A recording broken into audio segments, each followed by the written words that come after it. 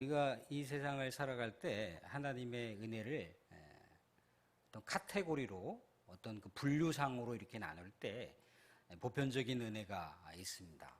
일반 은혜라고 얘기를 하죠. 보편적인 은혜를 우리가 누리면서 살아가는데, 보편적인 은혜라 함은 믿는 사람이나 믿지 않는 사람이나 동일하게 이 세상 가운데 살아가는 삶을 공급받으면서 살아가는 은혜를 말합니다.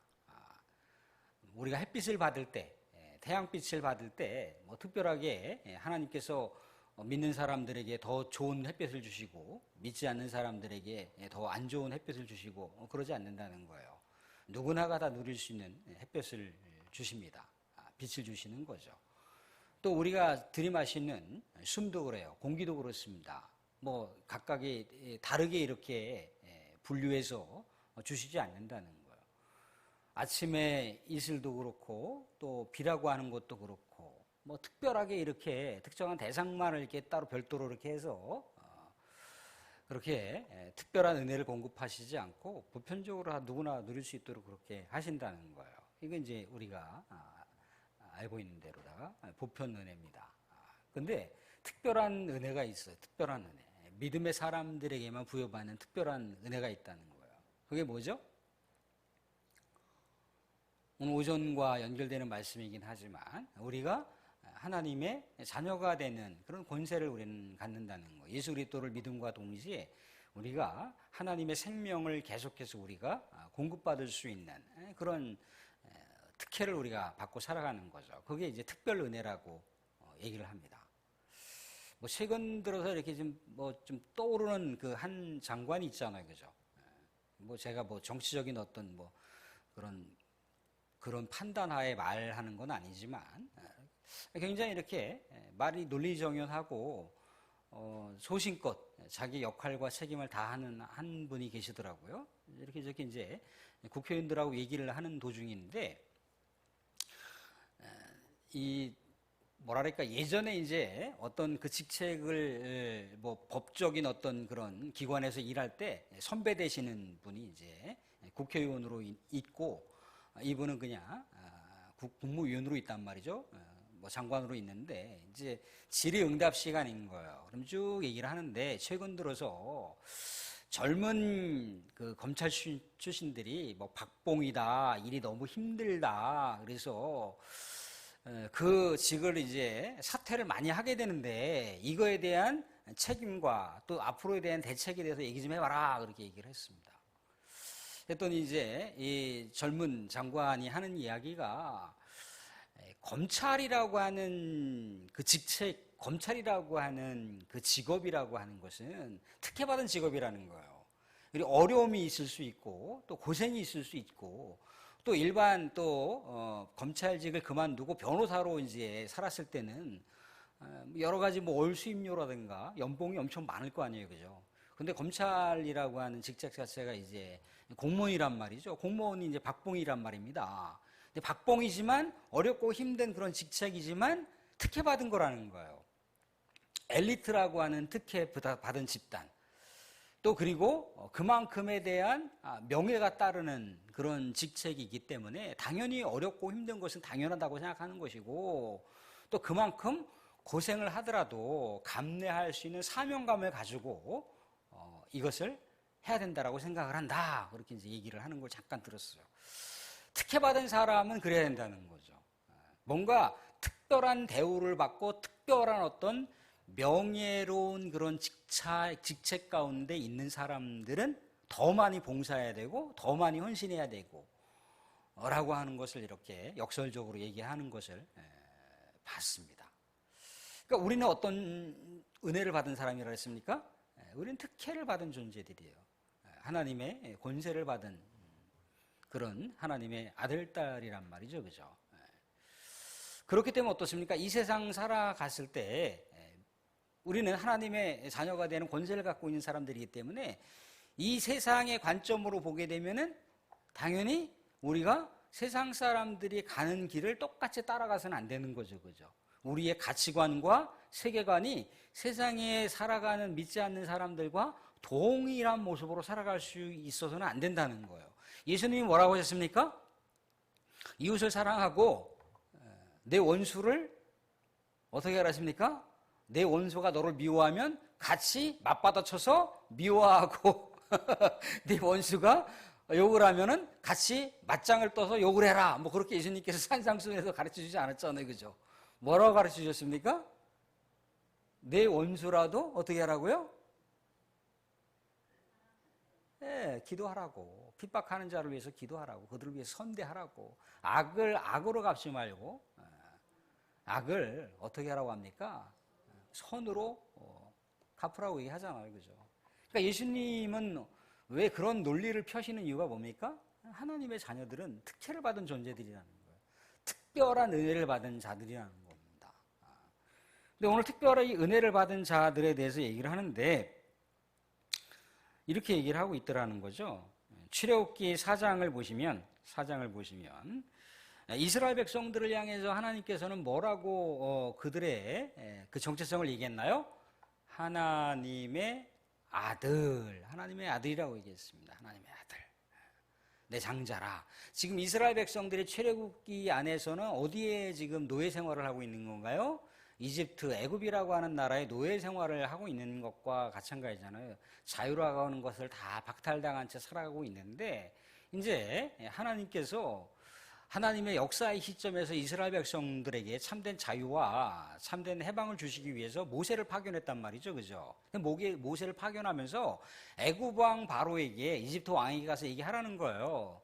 내 아들, 이스라엘은 내 아들이고 내 장자인데 그들이 나를 자유롭게 경배할 수 있도록 이집트에서 놓아달라는 거예요. 그럴 때 이스라엘 백성들을 향한 하나님의 정체성은 내 아들이라고 얘기를 하고 있더라는 거죠. 근데 신약 성경에 오면은 이게 이제 아들이라고 하는 관점이 바뀌어요. 그죠? 혈통으로서 진정한 아들이 아니라 예수 그리스도를 믿는 자녀들이 될 때 비로소 영적인 자녀가 된다고 하잖아요. 그죠? 그게 이제 신약 성경에서 쭉 일관되게 얘기하는 바입니다. 근데 오늘 요한복음 1장을 보시면 이렇게 나와 있어요. 자기 땅에 오매 자기 백성은 영접하지 않았답니다. 메시아 예수님께서 이 땅 가운데 오셨어요. 그죠? 이 땅 가운데 베들레헴에 태어나셔서 이렇게 저렇게 피난 다니시다가 갈릴리 나사렛에서 이제 성장하셨잖아요. 그죠? 근데 정작 유대인들은 예수님을 받아들이지 않는다는 거예요. 메시아로 왔다라고 하는 것을 인정하지 않는다는 거죠. 그죠? 그런데 예수 그리스도를 받아들이는 사람들이 있었다는 거예요. 삶 가운데 예수 그리스도를 절실하게 기다리고 예수 그리스도를 정말 열렬하게 사모하는 사람들은 예수님을 영접했겠죠. 그죠? 근데 누가 하나님의 자녀가 되는 권세를 누렸습니까? 유대 백성들이 하나님의 자녀가 되는 권세를 누린 게 아니라 예수님을 영접하는 자들이야말로 하나님의 자녀가 되는 권세를 누릴 수 있게 되었다는 거예요. 부연 설명하고 있는 건 뭐냐면 혈통으로 되는 것이 아니고 육종으로나 사람의 뜻으로 되는 것이 아니고 하나님께로부터 난 자들이어야 가능하다. 하나님의 선택받은 자들로서만이 그렇게 하나님의 자녀가 되는 권세를 누릴 수 있다라고 하는 얘기를 해주고 있는 거예요. 근데 왜 자꾸 이렇게 신약 성경에서 하나님의 자녀들, 하나님의 아들들 그걸 강조하는 이유가 뭔가요? 하나님의 자녀들로 살아가려면 이 세상 가운데 고난은 자연스럽다는 거예요. 어려움을 맞닥뜨리는 건 너무나 익숙하게 받아들여야 된다는 거예요. 왜? 더 큰 영광이 그들을 기다리고 있으니까. 더 큰 영광이 기다리고 있으니까. 사람들 우리 그 세상에서 소위 말하는 5대 그룹이라고 하는 대기업의 자녀들이 살아가는 모습을 가끔씩 이렇게 뉴스나 언론에서 막 커다랗게 대서특필해서 보도하고 있잖아요. 그죠? 근데 뭐 그들이 잘하고 있는 모습을 이렇게 비춘다기보다도 그들이 이렇게 엉뚱한 대기업의 자녀로서 이렇게 품격을 지켜야 되는데 대기업의 자녀로서 품격을 지키지 못했을 때 뭐 마약을 한다든가 뭐 음주운전을 했는데 적발을 됐다든가 아니면 어떤 폭력 시비 가운데 연루가 되어 있다든가 뭐 그런 경우가 많이 이렇게 등장을 하더라는 거예요. 그죠? 그랬을 때 다들 이렇게 혀를 내두르는 건 뭐예요? 뭔가 그들이 지켜야 할 품격을 상실했기 때문에 그렇다는 모습을 많이 보여주고 있어요. 그런데도 불구하고 그들이 어떻게 했던가요? 뭔가 죄의식을 느꼈다거나 뭔가 이렇게 굉장히 잘못했다라고 하는 그런 어떤 자세들을 보여주나요? 그렇지 않죠. 굉장히 당당해요. 그죠? 굉장히 당당합니다. 뭐 잘못했다라고 하는 건 요식행위예요. 그냥 보여주기 식으로 하고 뒤에 가서 뭡니까? 또 버젓이 그 일들을 행하는 그런 모습을 보이더라는 거예요. 근데 그들이 그런 어떤 나름대로의 당당함이라고 하는 건 어디서 그렇게 당당함이라고 하는 게 주어질 수가 있는 건가요? 그 뿌리 자체가 대기업의 후회라고 하는 그 당당함의 근거를 제공하는 것 때문에 당당한 거예요, 그들이. 당당한 겁니다. 근데 우리 하나님의 백성들이라고 했을 때 어떻습니까? 당당해야 돼요. 담대해야 됩니다. 그런데 그렇다고 해서 하나님의 백성들이 품격을 상실하면 안 된다는 거예요.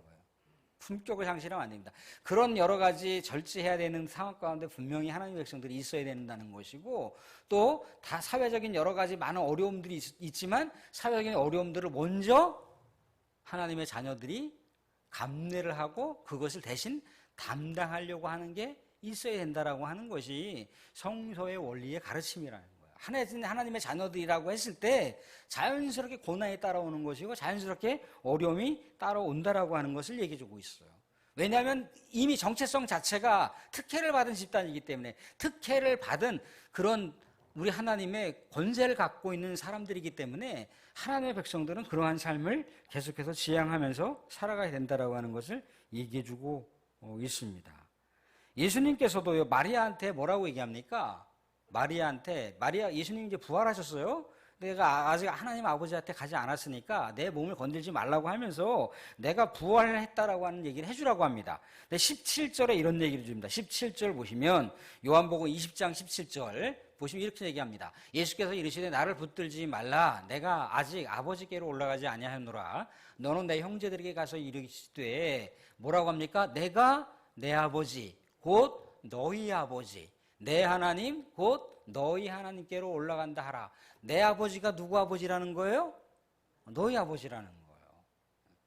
내 하나님이 믿음의 사람들의 하나님이라고 하는 것이고 예수님의 아버지가 믿음의 사람들의 아버지라고 하는 얘기를 해주고 있어요. 그러면 예수님하고 우리는 어떤 관계가 되는 거죠? 우리도 하나님을 아버지라고 하고 있고 예수님도 하나님을 아버지라고 하니까 저한테 예수님은 어떤 존재인 거죠? 형님이잖아요, 형님.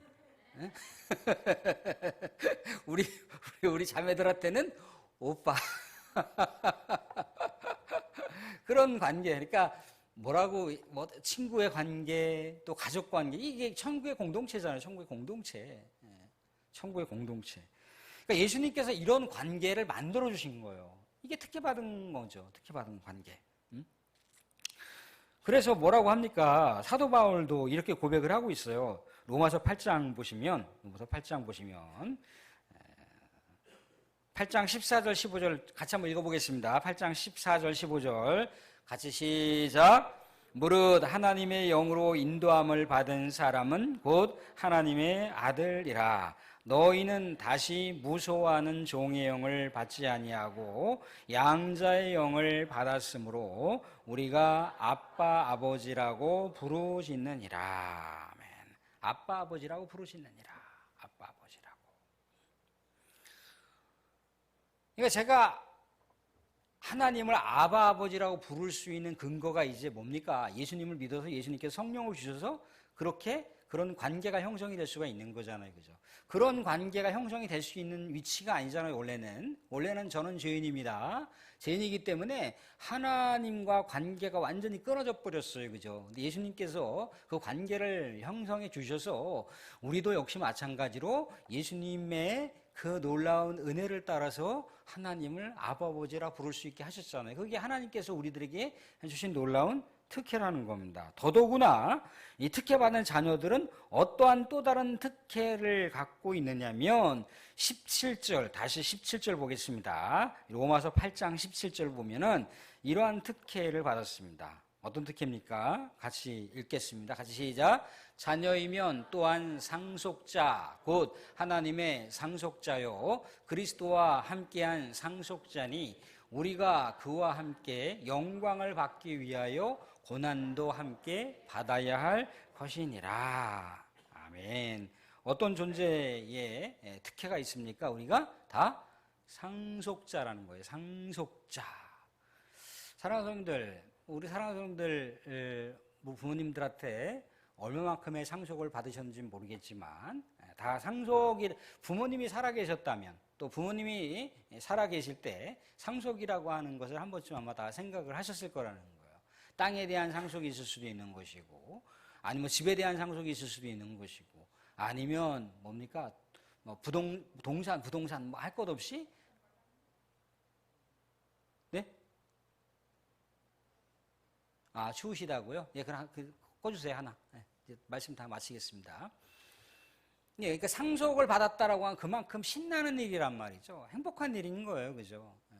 근데 사랑하는 성도들, 여기서 우리 여자 성도님들 또 서운하다고 하지 마세요. 성경 말씀에 하나님의 딸이라고 하는 얘기는 잘 안 나오잖아요, 그죠? 하나님의 아들 나와요, 그죠? 그래갖고 아니 성경이 우리 여성을 얼마만큼 이거 너무나 하대하는 거 아니냐, 너무 격화시키는 거 아니냐 그런데 그 당시 시대의 여성이라고 하는 성은 남성에 포함되어 있어요.